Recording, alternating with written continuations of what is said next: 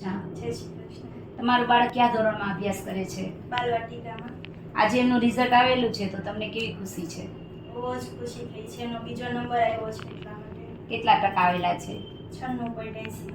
વર્ષ દરમિયાન બાળકો, શિક્ષકો અને વાલી દ્વારા જે મહેનત કરાવવામાં આવે છે એના વિશે શું કહેવા માંગો છો? બહુ જ સારી રીતના શિક્ષકે અને આખા સ્કૂલના સ્ટાફે એનું ધ્યાન રાખ્યું છે અને સારી રીતના એનો અભ્યાસક્રમ પૂરો કરાવ્યો છે. અને એને છોકરાઓની પણ મહેનત હતી, થોડી ઘણી મેં પણ કરાવી છે ઘરે. શાળા દ્વારા જે અઠવાડિક પરીક્ષા લેવામાં આવે છે એના વિશે શું કહેવા માંગો છો? એ બધા કરતાં સારામાં સારું છે કે જે આખા અઠવાડિયા દરમિયાન જે અભ્યાસ કરાવ્યો હોય એનું એક્ઝામ લેવામાં આવે એટલે એનો અભ્યાસક્રમ છે એનું રિવિઝન થઈ જાય છે એટલે એને યાદ રહી જાય છે. વર્ષ દરમિયાન શાળામાં અલગ અલગ પ્રવૃત્તિઓ કરાવવામાં આવે છે એના વિશે શું કહેવા માંગો છો?